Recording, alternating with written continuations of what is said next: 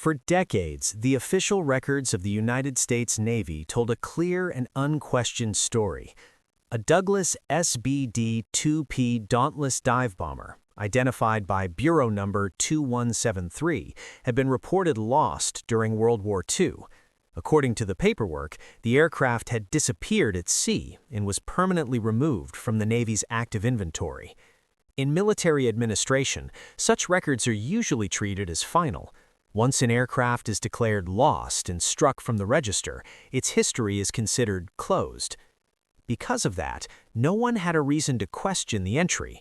The war had produced thousands of aircraft, and many were destroyed in combat or accidents.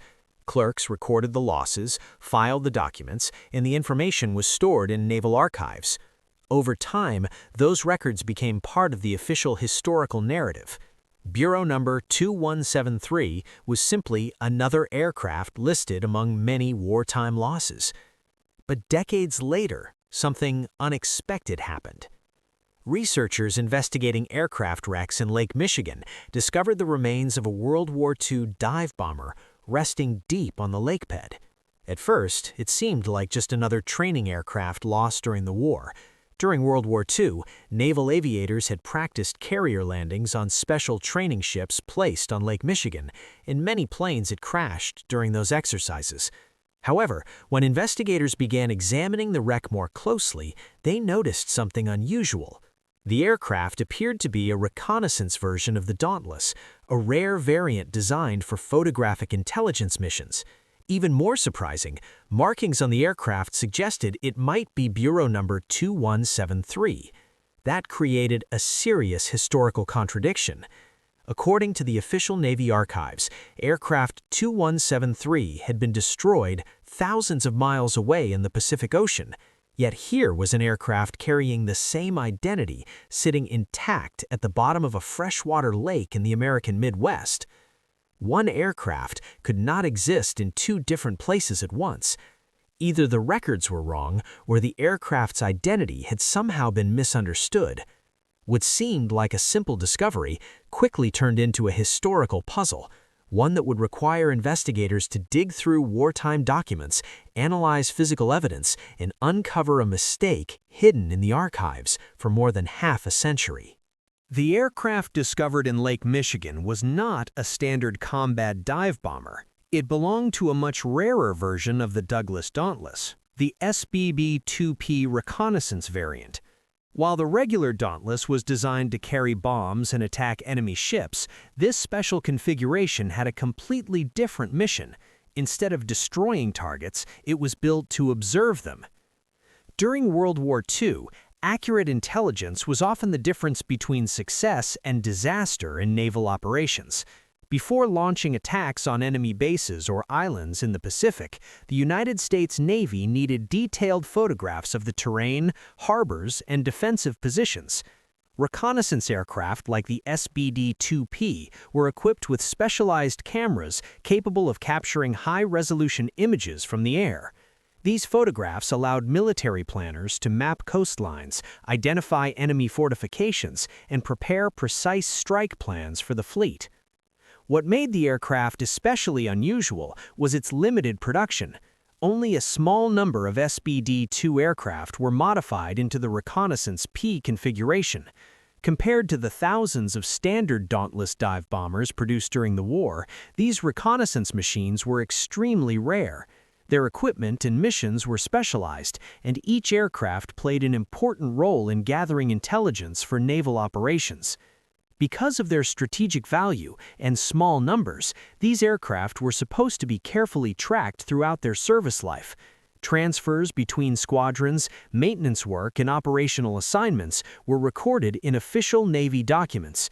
In theory, it should have been impossible for one of these rare aircraft to disappear from the historical record without clear documentation.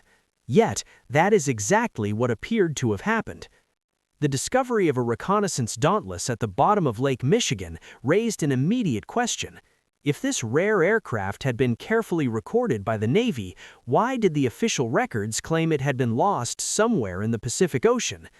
The answer to that question would eventually reveal that the problem was not with the aircraft itself, but with the paperwork that had followed it through history. When historians began comparing the aircraft found in Lake Michigan with the official wartime records, they quickly noticed something that didn't make sense. According to the Navy's historical archive, Bureau number 2173 had already been listed as destroyed during World War II. The paperwork stated that the aircraft had been lost while operating in the Pacific Theater, far from the American mainland. However, the wreck discovered in Lake Michigan appeared to carry the exact same identification number. This created an immediate contradiction. The U.S. Navy maintained detailed administrative records for every aircraft in its inventory. Each airframe was assigned a unique bureau number, which served as its permanent identity throughout its entire service life. Once an aircraft was reported lost and officially removed from the active register, that identity was considered closed. It could not simply reappear somewhere else. Yet the evidence suggested exactly that. Investigators were now facing two completely different versions of history. The first version came from the official paperwork, which clearly stated that aircraft 2173 had been destroyed in wartime operations overseas. The second version came from the physical evidence resting on the lakebed, a nearly intact Dauntless aircraft that appeared to carry the same identity. If the aircraft in Lake Michigan truly was Bureau number 2173, then the Navy's historical records were wrong. But if the records were correct, then the wreck had to belong to a completely different aircraft whose markings had somehow been misidentified. The situation forced researchers to take a closer look at both sides of the mystery. The documents stored in the archives were considered reliable, but they had been created during the chaos of World War II. Thousands of aircraft were being built, transferred, repaired, and sometimes lost in rapid succession. Clerks had to process enormous amounts of paperwork every day. Somewhere inside that massive administrative system, investigators suspected that a small mistake might have slipped through unnoticed. And if that was true, it meant the answer to the mystery might not be hidden in the lake, but in the original wartime documents themselves. To resolve the contradiction, investigators had to go back to the earliest wartime records. Instead of relying on later summaries and archived reports, they began examining the original handwritten documents created during World War II. These records included maintenance logs, transfer reports, and aircraft loss reports processed by the Navy's administrative system. At first, everything appeared to match the official history. The master records still showed that Bureau number 2173 had been declared lost during the war. But as researchers carefully compared individual documents, they started noticing small inconsistencies between different entries. Some records continued to track aircraft 2173 inside the United States, assigning it to training duties. At the same time, other documents claimed the same aircraft had already been destroyed overseas. Both records existed side by side in the archive. This contradiction forced investigators to look even closer at the original loss report. Eventually, they discovered the source of the problem. During the war, clerks were responsible for recording large volumes of aircraft information by hand. When a plane was destroyed, its loss report would be written into the official log and forwarded through the administrative chain. In this case, the report describing a destroyed aircraft had been entered under the wrong line in the ledger. The aircraft that had actually been lost carried a different bureau number, 2179. But when the loss was recorded, the entry was accidentally written next to the line for aircraft 2173. The mistake was small, just to transpose number in a crowded wartime document. Yet once it entered the official record, the error quietly spread through later reports and summaries. From that moment on, the historical record had effectively swapped the identities of two aircraft. The real aircraft lost in the Pacific was 2179, but the paperwork claimed it was 2173. Meanwhile, the real 2173 continued flying training missions in the United States, completely unaware that, on paper, it had already been declared destroyed. Once the clerical mistake entered the system, the history of the aircraft quietly split into two completely different stories. On one side, the official loss record declared that Bureau number 2173 had been destroyed during wartime operations. According to the administrative files, the aircraft no longer existed and had been removed from the Navy's active inventory. But at the same time, other records continued documenting the aircraft's activities inside the United States. Maintenance logs, training assignments, and operational notes showed that aircraft 2173 was still being used in stateside training programs. Pilots continued flying it during practice exercises, and technicians continued servicing it as part of the normal fleet rotation. In reality, the aircraft had never been lost overseas. The problem was that the administrative system did not immediately detect the contradiction. During World War II, the Navy managed thousands of aircraft across multiple theaters of operation. Records were created in different locations and processed by different offices. As long as the paperwork continued moving forward through the system, small inconsistencies could remain unnoticed. Because of this, two separate versions of the aircraft's history developed in parallel. In one version, preserved in the Central Archive, the aircraft had already been destroyed in combat. In the other version, preserved in training and maintenance records, the same aircraft continued operating normally in the United States. For years, no one had a reason to question the discrepancy. The war eventually ended, and the aircraft that had been used for training were gradually retired.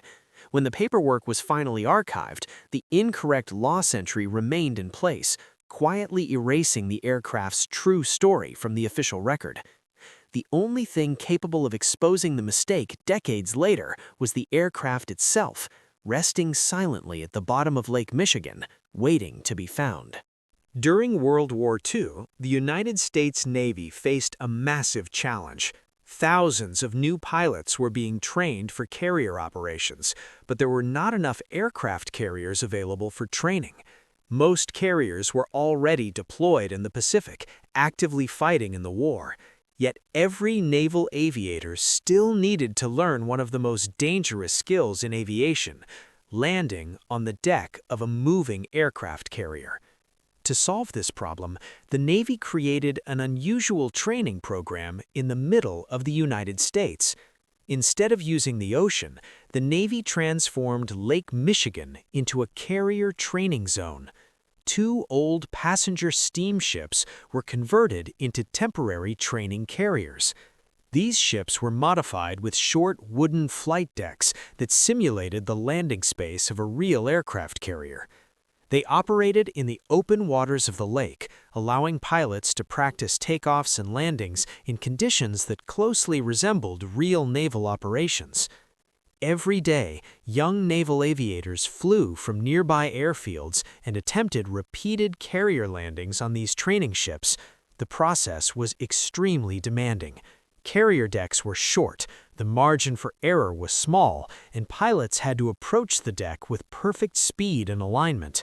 Even experienced pilots sometimes struggled with the procedure. As a result, accidents were common. Engines failed, pilots misjudged their approaches, and aircraft sometimes missed the deck entirely. When that happened, the planes crashed into the cold waters of Lake Michigan and quickly sank. Unlike ocean crashes, these accidents occurred far from combat zones and were often considered routine training losses. Over time, dozens of Navy aircraft disappeared beneath the surface of the lake. Most of them were never recovered during the war. The Navy simply recorded the loss and continued the training program. However, the cold, freshwater environment of Lake Michigan created unusual conditions. Instead of rapidly corroding like wrecks in saltwater oceans, many of these aircraft remained surprisingly well preserved on the lakebed. For decades, they rested quietly in the darkness below, including the mysterious Dauntless aircraft, whose identity would eventually challenge the official wartime records. On February 18, 1944, another routine training mission was underway over the icy waters of southern Lake Michigan. Naval aviators were continuing their intensive carrier training program, practicing the difficult skills required for operating aircraft at sea. For the pilots involved, these flights were part of daily wartime preparation, designed to build the experience needed before being sent to active combat zones. On that winter day, Lieutenant John Lendo took off in a Douglas Dauntless dive bomber for a standard training flight. The weather conditions were harsh. Temperatures were well below freezing, and the cold air moving over the lake created a dangerous environment for aircraft engines. In winter conditions like these, even small mechanical issues could quickly become serious problems. At first, the flight appeared completely normal. The aircraft climbed into the cold sky and continued its planned route over the lake. Below him stretched the vast gray surface of Lake Michigan, cold and unforgiving during the winter months. But during the flight, something suddenly went wrong. Without warning, the aircraft's engine began to lose power. The change was immediate and alarming. The steady roar of the radial engine weakened as the aircraft struggled to maintain thrust. In cold weather conditions, one of the most common dangers for piston engines was carburetor icing, a phenomenon where moisture in the air freezes inside the engine's intake system. When ice begins forming inside the carburetor, it slowly blocks the airflow required for combustion. As the airflow decreases, the engine loses power and may eventually stop completely. This appeared to be exactly what was happening to Lendo's aircraft. Within moments, the powerful dive bomber that had carried him into the sky was no longer producing enough thrust to stay in controlled flight. The training mission had instantly turned into a dangerous emergency over freezing water. As the engine continued to lose power, the situation inside the cockpit became critical. The Douglas Dauntless was a large and relatively heavy aircraft designed to carry bombs and survive the stresses of dive attacks. But without engine thrust, even a strong military aircraft becomes vulnerable. Lieutenant John Lendo quickly realized that the engine failure was not temporary. The power output continued dropping, and the aircraft could no longer maintain normal flight. The propeller still turned, but it was no longer producing enough force to keep the aircraft moving forward at a safe speed. Without thrust, the dive bomber immediately began losing altitude. In aviation, when an aircraft loses engine power, it does not simply fall from the sky. Instead, it becomes a glider. The pilot must carefully manage the aircraft's remaining energy by converting altitude into forward motion. Every decision becomes important because once the aircraft loses too much height, there is no way to recover. Lando had only seconds to evaluate his options. Turning back toward land was almost impossible. The aircraft was already flying over the cold waters of Lake Michigan, far from any runway that could be reached safely without engine power. Restarting the engine in freezing conditions was also unlikely to succeed, especially if carburetor ice had already formed inside the system. That left only one realistic option. The pilot had to prepare for an emergency landing on the surface of the lake. Such a maneuver, known as a ditching, is one of the most dangerous procedures a pilot can perform. The aircraft must touch the water at the correct angle and speed. If the nose hits too steeply, the aircraft can flip forward. If the wings strike unevenly, the plane can break apart instantly. With the engine failing and the aircraft slowly descending, Lieutenant Lando began preparing for a controlled ditching on the freezing waters below. With the engine no longer producing reliable power, Lieutenant John Lendo had no choice but to prepare for an emergency water landing. The aircraft was steadily descending, and the cold waters of Lake Michigan were approaching fast. In such situations, the difference between survival and disaster depends entirely on the pilot's control and timing. A ditching is not simply crashing into water. It is a carefully controlled maneuver that requires precision and calm decision-making under extreme pressure. The aircraft must approach the surface at a shallow angle, with the wings perfectly level. If the aircraft strikes the water too steeply, the nose can dig into the surface and flip the plane forward. If one wing touches first, the aircraft can spin violently and break apart. Lendo focused entirely on maintaining stability. He adjusted the aircraft's attitude, keeping the nose slightly raised while preserving enough forward speed to maintain control. The large wings of the Dauntless helped provide lift even without engine power, allowing him to guide the aircraft toward the water with careful movements of the controls. As the aircraft descended closer to the lake, the surface rushed upward beneath him. At the final moment, Lendo aligned the aircraft and committed fully to the landing. The Dauntless struck the water with a heavy impact, but the angle was correct. Instead of breaking apart, the aircraft skimmed across the surface and slowed rapidly as the drag of the water absorbed its remaining energy. The controlled ditching had worked. The aircraft remained mostly intact after the impact, giving the pilot enough time to escape the cockpit. Within moments, however, water began flooding into the fuselage. The heavy dive bomber was not designed to float for long. The aircraft had survived the landing, but it would not remain on the surface much longer. After the aircraft slammed onto the surface of Lake Michigan, the violent motion quickly came to an end. The impact had been strong, but the controlled angle of the landing prevented the Dauntless from breaking apart.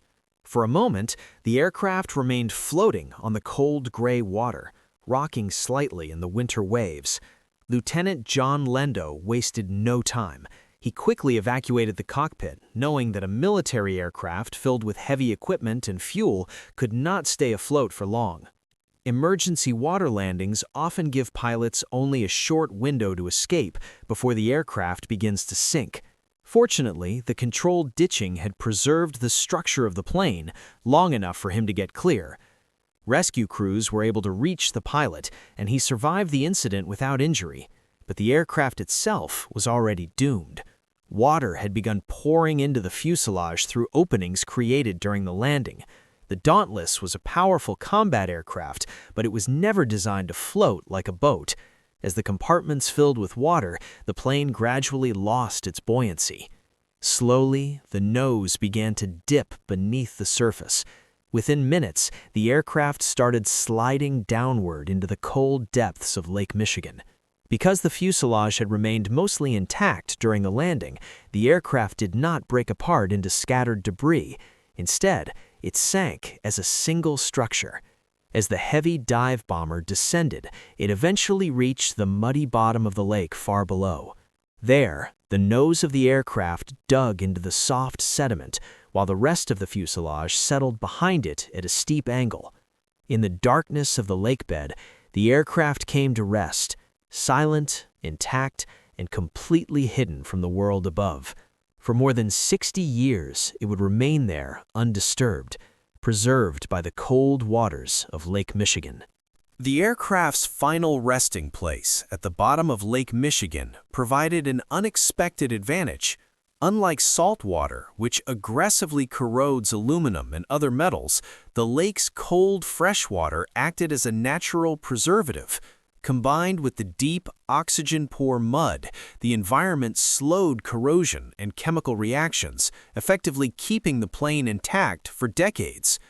The Dauntless settled nose down into the soft sediment, which cushioned the fuselage and prevented the structure from collapsing under its own weight. Rubber components, hoses, and even cockpit instruments remained largely intact, shielded from decay by the frigid water and lack of oxygen. Paint and stenciled markings, though covered in silt and mineral deposits, survived as well. This preservation was not perfect, but it was remarkable. Aircraft lost in open ocean waters often vanish completely within a few years due to corrosion and strong currents. Here, however, the lake acted like a natural cold storage vault. Each year that passed added to the plane's historical value, keeping its structural integrity and identification plates intact. It was this incredible preservation that made the aircraft recoverable decades later. Without the lake's unique conditions, crucial evidence, like the manufacturer's plate and bureau number, might have disintegrated long before anyone had a chance to correct the historical record. The environment had essentially frozen time, holding the plane in near original condition and waiting for someone to rediscover it. Finding a single aircraft buried under decades of sediment in a vast freshwater lake was no simple task. Lake Michigan stretches for hundreds of miles, and the bottom at the southern end is deep, dark, and featureless. Sunlight never reaches these depths, and visibility is nearly zero. Any attempt to locate the aircraft by sight alone would have been impossible. To overcome these challenges, the recovery team turned to advanced sonar technology. Using side-scan sonar, they could map the lakebed with high precision. This equipment works by sending out sound waves that bounce off solid objects, producing an image of the shapes and contours on the bottom. Hard surfaces, like the aluminum skin of the Dauntless, reflected the sound clearly, while soft sediment absorbed it, creating distinct acoustic shadows. The team carefully divided the search area into a rigid grid. Each sweep had to be precise. If the sonar array moved too quickly or drifted off course, the resolution would be lost, and the aircraft could be missed entirely. Towfish, heavy transducers towed behind the survey vessel, were flown just above the lakebed, scanning methodically, row by row. Every sound echo was analyzed for signs of unnatural geometry. Natural rocks and debris create scattered, irregular patterns, but the Dauntless, with its long wingspan and uniform fuselage, would produce a clear, recognizable shape. Slowly, the sonar data revealed the first signs of a large object embedded in the mud. The process required patience, skill, and careful navigation, but the sonar sweeps proved that even in total darkness, a plane that had been hidden for decades could still be found with the right technology and methodical approach. After weeks of careful scanning, the side-scan sonar finally revealed a significant find. On the lakebed, the recovery team identified a large, uniform shadow that matched the dimensions of a Douglas Dauntless dive bomber. Unlike scattered debris from a high-impact crash, this object appeared intact, indicating a controlled water landing rather than a catastrophic accident.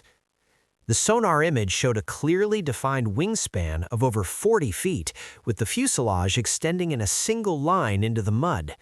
The nose of the aircraft was slightly embedded in the sediment, consistent with what would be expected from a nose-down ditching. The acoustic shadow behind the structure confirmed that the plane was solid and largely unbroken.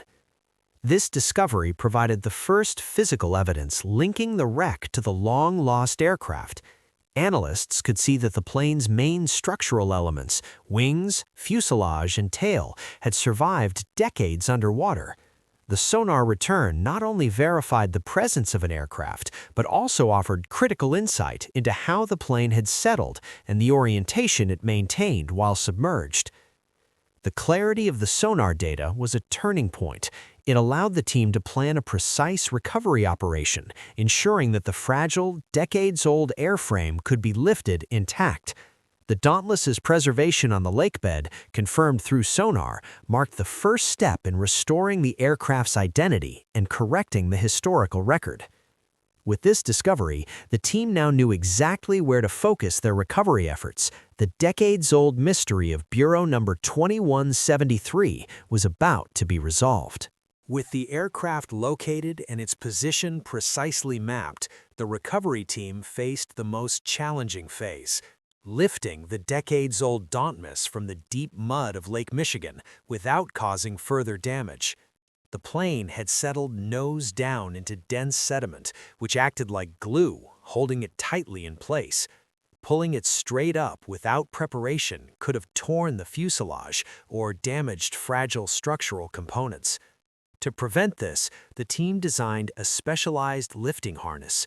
Heavy-duty nylon straps and reinforced cables were carefully routed around the aircraft's strongest points: the wing spars, center fuselage, and reinforced bulkheads.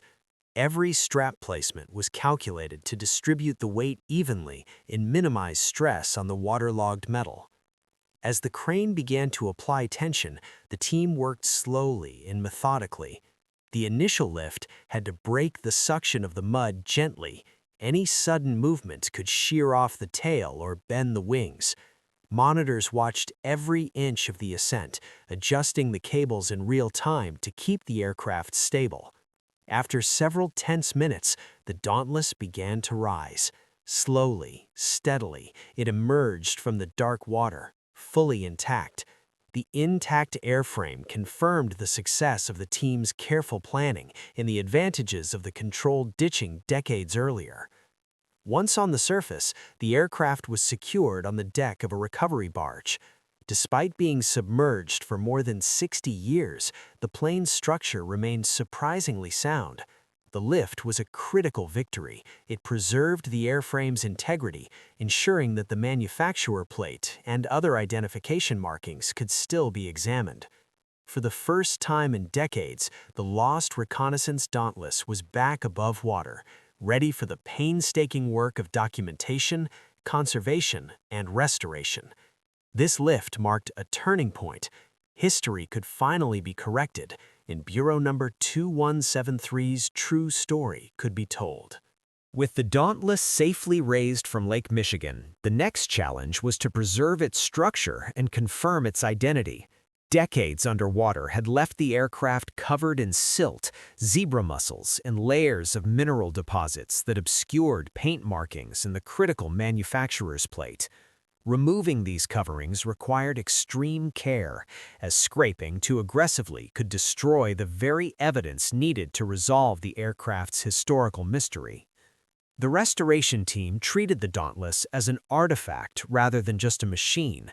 They kept it damp to prevent rapid drying and carefully peeled away the mussels and sediment. Once the identifying plates were exposed, they matched the Bureau number 2173 to original wartime records, conclusively proving that this rare reconnaissance variant had survived the war, contrary to the official loss entry. From there, the painstaking conservation work began. The airframe was disassembled into major sections, wings, tail, fuselage, so each could be cleaned, stabilized, and repaired. Thousands of rivets were inspected and replaced where corrosion had compromised them. Instruments, gauges, and cockpit components were meticulously restored. Over more than 5 years and 40,000 volunteer hours, the team rebuilt the plane piece by piece, fully in view of the public to maintain transparency.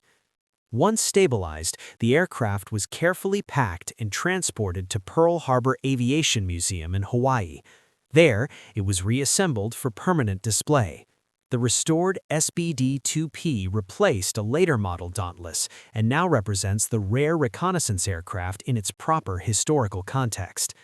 The physical evidence finally reconciled the decades-old clerical error. Bureau number 2173's true story was restored. It had not been lost in the Pacific, but had survived training operations in the United States. The recovery and restoration effort not only preserved a rare piece of aviation history, but also corrected the historical record, ensuring that future generations could see and understand the aircraft as it truly existed.